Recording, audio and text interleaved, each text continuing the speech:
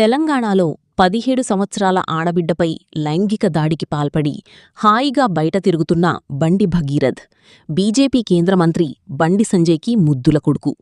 లైంగిక దాడికి పాల్పడిన వ్యక్తులు అత్యంత బలవంతులు అని తెలిసీ కూడా బాధితురాలు ఎంతో ధైర్యంతో పేట్ బషీరాబాదు పోలీసు స్టేషన్లో కేసు పెట్టిన సంగతి తెలిసింది.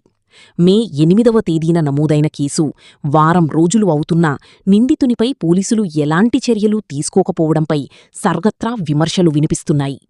ప్రస్తుత పరిస్థితుల దృష్ట్యా ఇటు రేవంత్ రెడ్డి ప్రభుత్వం, అటు పోలీసులు నీరుగార్చే ప్రయత్నం చేస్తున్నట్లుగా వాస్తవ పరిస్థితులు అద్దం పడుతున్నాయి. పోలీసు స్టేషన్లో కేసు నమోదై వారం రోజులు. ఇప్పటికీ కూడా పోలీసుల నోటి నుంచి బండి భగీరథ్ పారిపోయాడు. ఎక్కడికి వెళ్లాడో తెలియదు. వెతుకుతున్నామంటూ పోలీసులు చెబుతున్న కాకమ్మ కబుర్లపై తెలంగాణలోని ప్రతిపక్ష పార్టీలు తీవ్ర ఆగ్రహం వ్యక్తం చేస్తున్నారు. ఇక తెలంగాణ సీఎం రేవంత్ రెడ్డి విషయానికొస్తే చెప్పేది చెయ్యరు, చేసేది చెప్పరు. అంటే ఈ సినీ ప్రముఖులు ఒక్క రోజు కోసం పోలీస్ స్టేషన్ పోయిన ఇంటికాడ క్యూ కట్టి ప్రభుత్వాన్ని తిడుతున్నారు, నన్ను తిడుతున్నారు, అతన్ని పరామర్శిస్తున్నారు. ఏమైంది అధ్యక్ష? అతను కాలు పోయిందా, కన్ను పోయిందా, చేయి పోయిందా, ఏమైనా కిడ్నీలు దెబ్బతిన్నా, ఏమైంది? అతన్ని ఇంతమంది సినీ ప్రముఖులు పరామర్శించరు, కలిసిండ్రు, అభినందించరు. కానీ ఆ పిల్లగాన్ని కనీసమన్నా పరామర్శించడానికి సినీ ప్రముఖులు ముందుకు రాలేదంటే సినిమా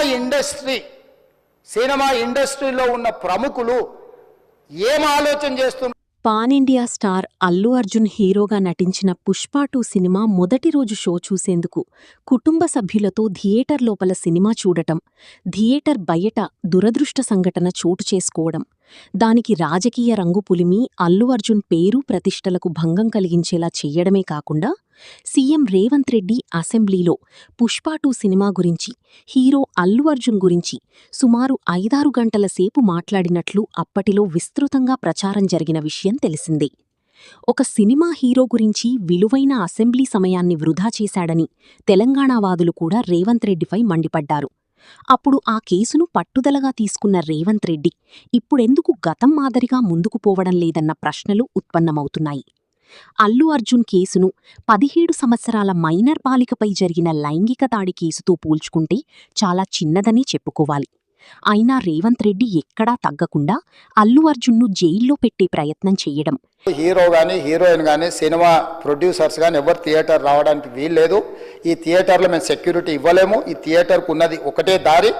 ఈ దారిలో ఇంతమంది వేలాది మంది అభిమానులు వచ్చినప్పుడు మేము కంట్రోల్ చేయలేము, వద్దు అని తిరస్కరించారు.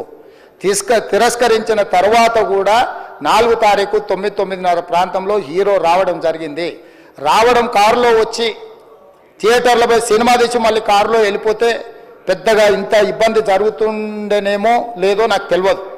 కానీ ఎక్స్రోడ్ చౌరస్తా కంటే ముందు నుంచే కారులో రూఫ్ టాప్ ఓపెన్ చేసి రోడ్ షో చేసుకుంటే థియేటర్లో పోవడంతో ఆ చుట్టుముట్టుతున్న 7-8 థియేటర్లలో ఉన్న సినిమా అభిమానులు మొత్తం ఇక్కడికే రావడంతో వేలాది మంది జమైండ్రు. ఆ గేట్ ఒక్కసారి హీరో కారు లోపలికి పంపించడానికి ఆ ఉన్న గేటు తెరవడంతో వేలాది మంది ఒక్కటేసారి ఉప్పెనలాకు వచ్చారు. ఆ ఉప్పెనలో చనిపోయిన రేవతి, ఆమె కొడుకు, భర్త, కూతురు వాళ్ళు అలాగైపోయి కొడుకు, తల్లి ఒక పక్కన పోయి ఆ జనాల నుంచి తప్పించుకొని టికెట్ చేసుకొని ఆ తొక్కిసలాటలు హీరోను థియేటర్ లోపలికి తీసుకుపోవాలనుకున్న టైంకి అతను బండి మీద రోడ్ షో చేసి దిగేటప్పటికి వేలాది మంది హీరోను కలవడానికి చొచ్చుకొచ్చారు ముందుకు.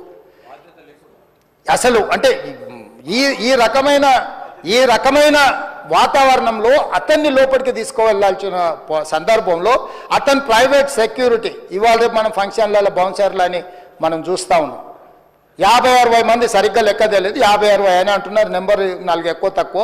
ఆ బౌన్సర్లు అందరు మీదికి వచ్చే అందరు అభిమానులను విపరీతంగా అడ్డంగా ఎట్ల పడితే అట్లా తోయడంతో అటు నుంచి అభిమానులు హీరోని చూడాలి, కలవాలని ఒకవైపు నుంచి వాళ్ళని హీరో దగ్గరికే రానియొద్దని ఆయన ప్రైవేట్ సెక్యూరిటీ వెనక్కి నెట్టడం వల్ల ఈ తొక్కిసలాటలో హీరో థియేటర్కి వెళ్ళి లోపలికి వెళ్ళి చూసినాక పోలీసులు ఈ మొత్తం క్రౌడ్ని, ఈ మొత్తం అక్కడ ఉన్న జమైన జనాలను అందరిని కూడా తీస్తే ఒక తల్లి కొడుకు అక్కడ శవాలుగా పడి ఉన్నారు.